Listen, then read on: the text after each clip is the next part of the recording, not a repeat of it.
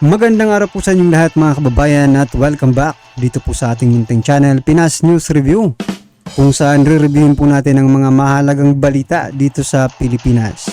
Mga simpleng komento sa mga issue dito sa Pinas. At eto nga mga kababayan, grabe, magugulat kayo. May nangyari sa AFP mga kababayan, laglagan na ba? PBBM na shock sa balita, Gadon China ICC. Yan mga kababayan ang ating alamin. Mula po ito kay News PH. Nasa description po ang full video link ng video ito. Subscribe na po kayo kay News PH. At kung bago ka pa lang at di pa po nakapag-subscribe sa ating munting channel, please don't forget to subscribe. At i-click na rin po ang bell notification para updated po kayo sa lahat ng ina-uploads nating reaction video. At eto na nga mga kababayan, sama-sama at sabay-sabay po natin pakinggan, panoorin at bigyan ng komento ang video ito. Eto na po. Alam niyo, nanonood ako kay Congressman Jing Paras kanina. Pinakikinggan ko, no? Tama nga naman, no? Bakit parang nagiging ano na nga tawag doon, yung hindi scapegoat, yung fall guy. Bakit ang magiging fall guy ito si Vice Admiral Alberto Carlos na pinuno ng Westcom? Kung totoo po, alam nyo, eto kasi, no, dahil di umano,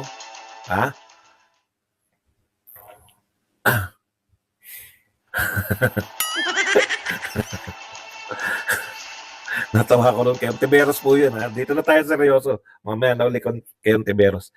Dahil di umano, di ba, inatasan si, eto yung parang lumalabas na kwento ayon sa Chinese, no? May nakikipag-usap sa kanila, yun nga si Vice Admiral Alberto Carlos. Kung hindi naman po makikipag-usap yan ng walang atas at mataas, di ba? Yun lang naman yung punto ron eh. Sumusunod lang po yan kahit po mga general po yan. Meron pang mas mataas sa kanila. At alam po nila na napaka-sensitive yung issue dyan sa West Philippine Sea o South China Sea.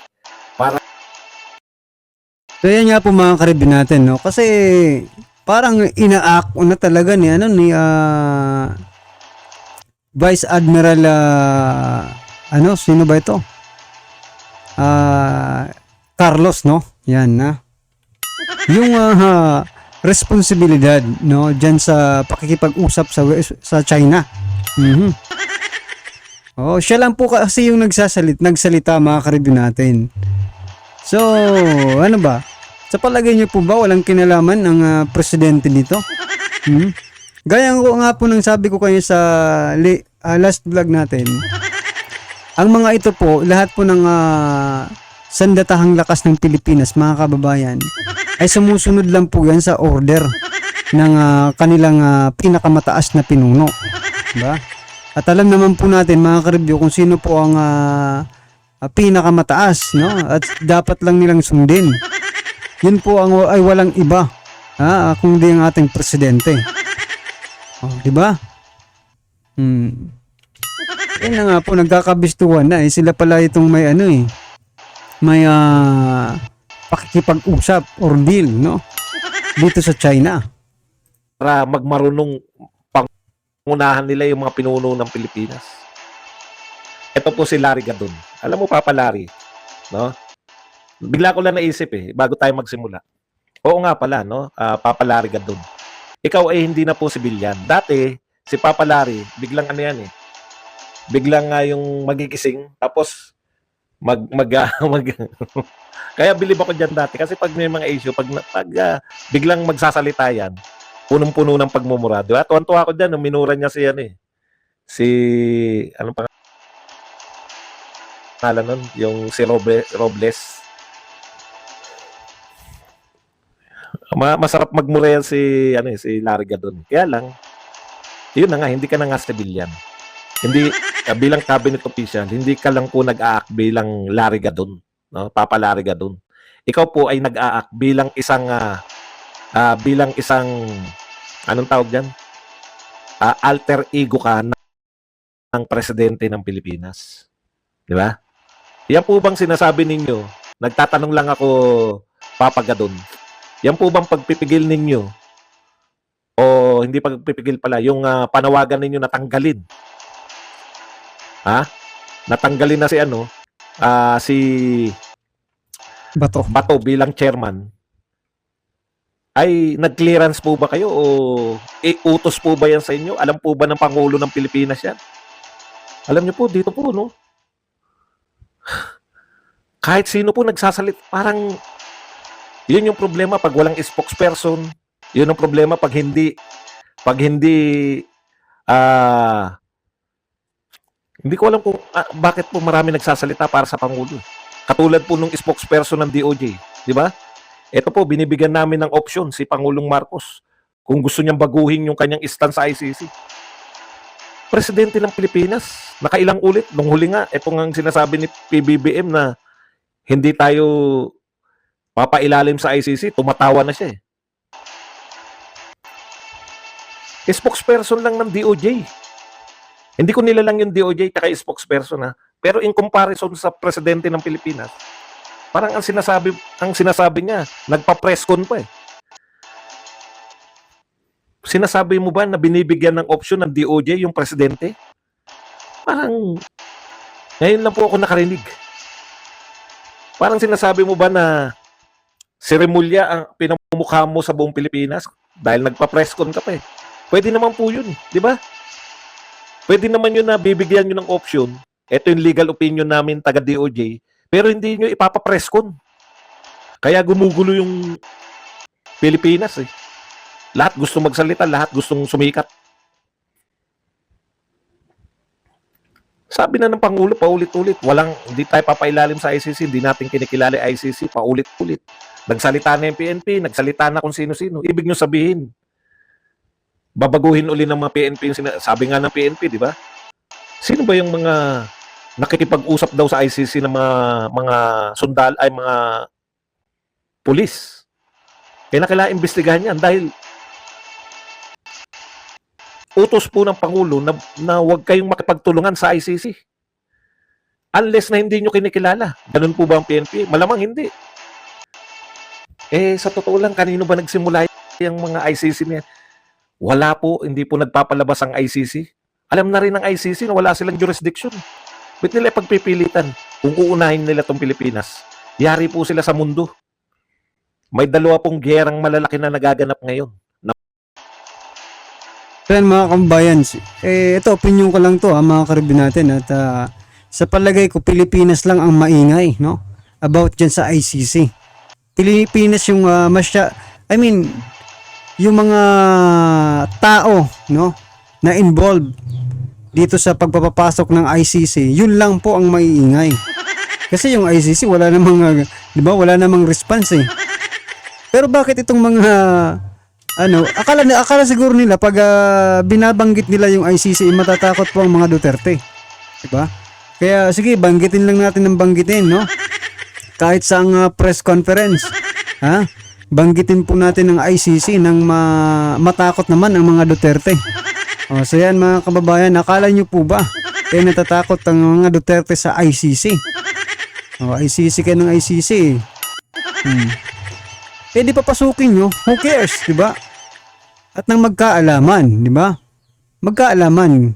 Papasukin nyo muna para magkaalaman. Mahirap naman yung, di ba? Pangungunahan ng taong bayan yung gagawin ninyo. Diba? Wala pa ICC, taong bayan, nandun na. Hindi pwedeng ganon. Papasukin nyo muna yung ICC, then saka na lang, di ba? Saka na lang yung usapan kung ano man ang mangyayari. Ha? Kasi alam ko rin, no, na baka lang, ito opinion lang mga karibin natin, na baka magkagulo. Ha? Kasi hindi naman papayag yung mga Duterte supporters, mga kababayan, na ganun-ganunin na lang nila ang dating Pangulo. Diba?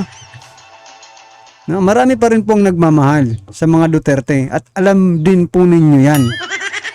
Kaya kung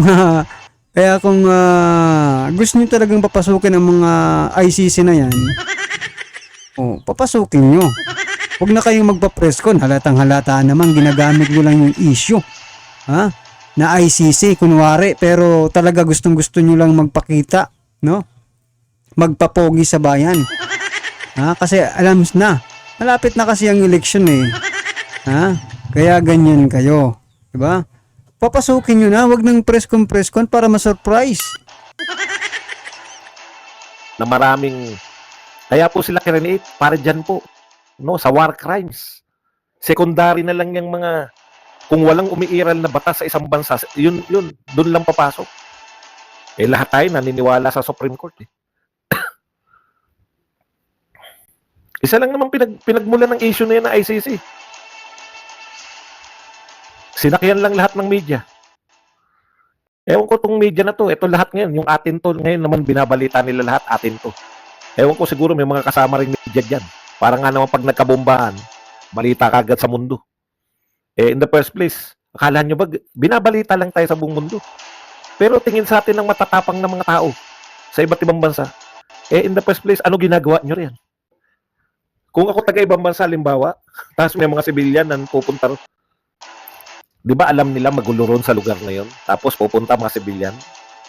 Bakit kayo nagpapunta ng mga sibilyan dyan? Sa atin pasisi yan. Matitigas ulo ng mga tropa yan ni Hontiveros eh. Hindi rin nila kinikilala yung presidente. Wala rin silang kinikilala. Lalakad sila. Bakit hindi nyo gawin nung Abu Sayyaf? Nung panahon na malakas yung Abu Sayyaf, bakit hindi kayo magpunta sa kampo ng Abu Sayyaf noon? So nagigets ko po yung ano na ni Sir Balunga, mga karibin natin. Baka lang itong mga mangingisda na pumupunta sa West Philippine Sea, alam naman po nila nga, di ba, delikado po doon at maaaring magkaroon po ng gera. Ha? Eh, ang tanong, bakit pa rin po sila pumupunta doon? No? May mga kasama pang mga cameraman. Ito ba ay shooting, mga karibin natin? At bayad po ang mga tawag dito, mga artista. Diba? Shooting po ba yung pinupuntahan ninyo? At parang gustong-gusto nyo talaga na ipakita. Diba? O yan, magtataka na po tayo mga karibin natin. Baka ano lang ito? Drama lang ito, mga kababayan. Kasi nung ano naman, wala naman yan eh. Diba? Nangingisda ba? Yun nga eh. Sa panahon ba ni PRRD, nangingisda kayo dyan? Nangingisda kayo? Dyan sa West Philippine Sea? Kung nangingisda kayo, bakit hindi kayo... Yun na lang ang tanong, diba? Bakit hindi kayo binobomba? Kung nangingisda kayo. Diba? Kung hindi naman kayo nangingisda, baka alam nyo na talagang may gera dyan. Diba? O at hindi kayo pumupunta. Pero ngayon, alam nyo na may gera. Pumupunta pa rin kayo? Nangingisda pa rin kayo? May kasama pa rin kayong mga cameraman? O, di ba? Magdududa na po yung taong bayan dyan, mga karibin natin, ha? Baka mga alagad to ni Honte, di ba? At ng iba pa na talagang nagpapabango. Ngayon, kasi malapit na po ang eleksyon, nakaw po. Well, anyway mga kababayan, ano man po ang inyong reaksyon dito sa balitang ito, sa video ito. Patungkol po dito kay Vice Admiral Castro. Na mayroon palang secret deal, no? Yan ang totoong secret deal. Di ba? Naibunyag na. Hindi na sekreto, mga kababayan. So yan, mga butihin nating senador na may hilig mag-imbestiga. Imbestigahan nyo nga po ito kung talagang lang ba talaga ang nagdesisyon. Si Vice Admiral Castro lang ang desisyon na makipag-usap sa China. Para magkaroon ng secret deal. Hindi na po sekreto kasi nabulgar na eh. Kung hindi ba siya inutusan, di ba? Kung walang nag-utos sa kanya na mas mataas pa ang posisyon sa gobyerno. Kasi dinideny ni dinideny po ni DND Secretary Gibo Chodoro na may kinalaman ang Malacanang sa pakikipag-usap ni Vice Admiral Castro dyan sa China. At gusto pa niya pong kasuhan, no? Ang China, kakasuhan po ni Secretary Gibo ang China, mga kababayan. At ito namang pagpapapasok ng ICC dito sa ating bansa. Ang tagal naman, di ba? Mukhang drama na lang tayo nito. Isipin nyo, mga kababayan, since pag-upo po ni PBBM, pinag-uusapan na po yung ICC hanggang ngayon. Ginagamit na lang sigurong pampapogi ng mga politiko, no? Itong issue ng ICC. O yan, mga kababayan, na naman po ang inyong komento, reaction or kritisismo. I-comment lang po sa baba para at least alam po ng ating mga kababayan ang inyong opinion patungkol po sa video nito. Alright. Kung bago ka pa lang at di pa po nakapag-subscribe sa ating munting channel, please don't forget to subscribe at click na rin po ang bell notification para updated po kayo sa lahat ng ina-uploads nating reaction video. Yan, mga kababayan, maraming salamat po.